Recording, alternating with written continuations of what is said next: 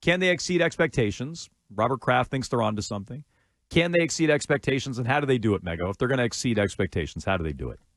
So, honestly, I think what they do is going to be less so in their control and more about how things end up around them. And I say that because I've been thinking about the way that we've been talking about their division, the way that we went into this Red Sox season talking about their division, and these teams I think these teams are in very similar positions in a lot of ways with their spending, their ownership, where they've been coming off of years and years of greatness at different levels. But we go into these seasons, just everybody from a national level expecting these teams to suck so bad because the rosters look cheap, or they're spending the money away that the national reporters don't like. Local reporters also agree, hey, they'd be a lot better off if they went and got this guy, went and got that guy. I'm now coming around to the point of maybe giving this team a little bit of the benefit of the doubt, because we can't just sit here and pretend like Tua is Dan Marino down in Miami. And we can't sit here and pretend like a 40-year-old crazy person coming off of an Achilles surgery is going to be like the steadiest presence both in the locker room and under center. And so I look at it and I go, my expectations around the Patriots, if I'm going to look on the bright side, is going to be their division is not going to be as strong as we make it out to be for the past several years, where I've been guilty of going into it and going, well, God, it's a bear of a division. What are you going to do? You know, look at Buffalo. Look at Josh Allen. Like, if you can just get a couple games in your own division, I think you're okay. I think then you're exceeding expectations. I'm not saying, okay, like you're going to get a playoff game, but you don't look like the complete joke of the league. Quick comment in the Twitch chat, twitch.tv/Boston WEEI. Our guy H-Horn, what expectations? They won 4 games last year. Well, that's what I'm talking about. I mean, people expect – Andy Hart thinks they're going 0-17. Like, a lot of people are taking the under on 4.5 wins. Take? Yeah, I've kind of bullied him into it. Okay. So are you over or under 4.5 wins? Over. Okay. Do you have a number? Yeah, I feel like my number is so Weasley. I'll say 6. Okay. I don't know what's Weasley about that. I've been at 6 for a while, but that's what. How do they exceed expectations? By winning 6 games? No, but how do they get expectations? How do they get to 6? The only way that works, I think, is if the first of all, if Drake May plays, and second of all, if one of these wide receivers, they develop some sort of chemistry with one of these rookies. Because I think we know all we need to know about most of the other wide receivers. Douglas could get better, and I think if he improves, then that could be, something to keep an eye on there. But really what I'm looking at is there going to be a major playmaker here sort of underneath the surface that we don't know about yet because he's not on the team right now that we know of, unless he's one of these 2 rookies? And can Drake May unlock that? And if that's something that we start seeing early on, like I think if we see that even in, joint practices or preseason games or whatever, then I'll be encouraged by that. I'll look at that. I'll take that seriously. But that, I think, is the only real way that you're going to see any demonstrable improvement on this offense. Okay. And that's what it all stems to. I told you guys a couple of weeks ago, and Phil wrote about it the other day. We talked about it late last week. Polk is a potential breakout candidate. Like, I feel like they might be onto something with Jalen Polk. And maybe I'm early or I'm taking too much of the cheese on this. It's very early. It's mini camp. And the last 2 receivers I got excited about that I can remember were N'Keal Harry and Aaron Dobson. So not a great track record for me personally. But I think they might be onto something with Jalen Polk. And it's part of the reason why I wouldn't give up a first-rounder for Brandon Ayuk. But I've started to talk myself into their receiver room a little bit. So how do they do it? They got to be competent on defense, and they have to make massive strides on offense, which means middle of the pack on offense. That does not mean they need to be a top 10 offense. They don't need to be a top 10 offense. They won't be. They need to be middle of the pack in both. If they're middle of the pack in both, you're going to win 6, 7, 8 games. Like, it's as much as we're like, how are they going to get to 6 wins? Only like 5 teams a year win 6 or less. So maybe they're one of those teams. It doesn't take a lot to get there. It takes competent offense, competent defense. We all think they should be at least competent on defense. Some think they could be a top 5 defense, a top 10 defense, which is too strong for me. Be middle of the pack defense, be middle of the pack on offense, and you'll be middle of the pack in the standings, 6, 7, 8 wins. So that's how I think they get there. I think the defense is there. You have to have Drake May out there because you're not going to win games with Jacoby Brissett. He never has. He never will. So that's a big piece of it. I'm also intrigued by a couple other items that came out here today. And I think it underscores where the Patriots have, I think, strengths, quote unquote, on their roster. ESPN came out with a future power ranking. next 3 years, how's the team going to do from 2024 to 2026? They do this every year.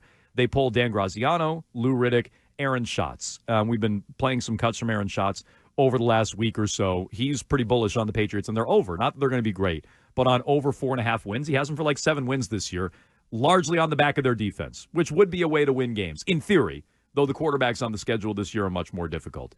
4 different categories. Quarterback, roster, meaning independent of quarterback, front office and coaching. They're all weighted about 25%. Quarterbacks 20, rosters 30, front office 25%, coaching 25%. Patriots came in 26th. The promising thing there to me is the best category on the team is quarterback. And I think that tells you, and it's only 20th in the league, but it tells you that if you're going to go anywhere, it's going to be on improvements at that position. And Drake May's got to be that guy. We looked at the rankings at quarterback last week, Arkan. Right. Jeremy Fowler, top 10 quarterbacks. Drake May, traits-wise, looks like some of these quarterbacks. Mac Jones never did.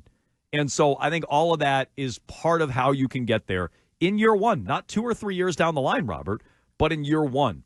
And speaking of Robert, and you mentioned their spending, this caught my eye over the weekend. Mike Reese, Patriots cash spending in 2024. Now, did you know this is very lacking, like any citation or any specifics, which got my antenna up a little bit, and I love Reese.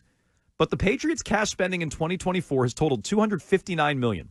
It's according to Roster Management System, ranking 9th in the NFL. It's been reflected in a flurry of free agent re-signings and signings as a shift to a new regime led the executive vice president of personnel, Elliott Wolf, to be more aggressive in spending. Perhaps most surprising is the Cowboys currently ranked dead last, blah, blah, blah.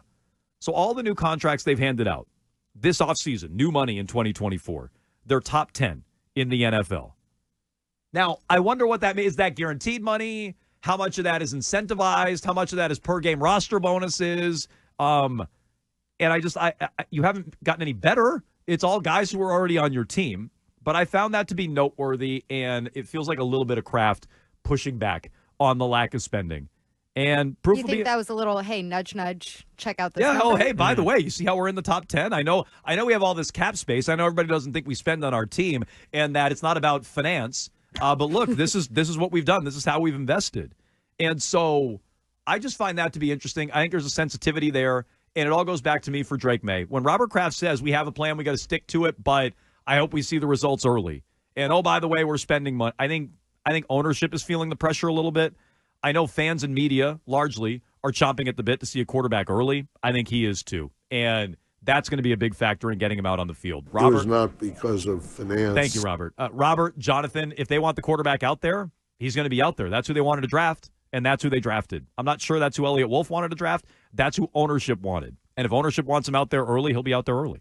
Yeah, I'm not sure that when I hear Robert Kraft in that piece at the top that we played, that he's speaking directly about Drake May. I think he's more talking about all of the pieces coming together, all like a first-time head coach and the development of the rookie quarterback and a lot of young players on offense or just less, I don't know, flashy players with less experience and throwing it all together and saying it's going to take a while for that recipe to get along together. So I don't think it's specifically about Drake May, but I do think it's specifically targeted at the offense because everybody knows that that's the side of the ball that's a mess with a little footnote about Jerod Mayo, even though we all sit here thinking Jerod Mayo is going to have a couple years, right?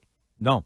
No? I don't think. No, you don't I don't think he'll that. have 2 years? A couple is in 2, I think, No, yes. I don't. I You don't don't think think he's he'll getting have fired 2 this years year. to figure out? Andy thinks they're going 0-17. If they go 0-17, is he going to survive the year? Yes. Yes. No. I think he Definitely will. not. I No. don't think he's getting Talk to fired him after like he 1 year no fell matter in what. love with him overseas. Kraft is way too into the Jerod Mayo thing for him to fire him after 1 year. If they win, Kraft look bad. If they win a game, they're not going to stick with him. They I go think they will. they go winless. They're not. How many coaches get fired after 1 year in the league? It happens like once. How an many of them offseason get now. handpicked by the owner who was already on the staff and who was hired in another thing? Already before? on the staff, none of them. They all get handpicked by the owner. That's how you pick your head coach. And so, like, to me, it's been like 3 off seasons in a row where a coach gets fired after 1 year. I don't think Mayo has a long leash. To answer your question, I think he has 2 years. Okay, that's I think not he a has super. 2 years That's to still figure not a it super out. long leash, but I don't even think it's that long. 1 year is like antsy. Oh, they got to figure it out together. It's his first year. Second year is there better be some results here. We better at least be talking about making it to the playoffs.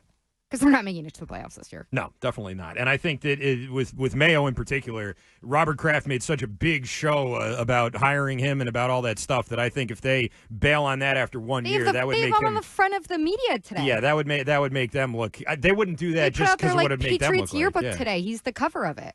That would make them look. I think they in their mind that would make them look worse than going 0-17 as if they fired him after 1 my year. guess is Urban Meyer was all over the Jaguars literature when they hired him. And But everybody said that was a mess from the jump. I'm just a lot of He people. didn't want that job. A lot of people are saying that about Jerod Mayo, that it's a mess right from the jump. And so I don't think I don't think he has the long leash. I can name him. Andy Hart was saying it last week. Gresh says it every single day. People on this radio station are saying that. Gresh says that because he's in love with Bill. Well, it's fine. I didn't say why people are saying it. People are saying it.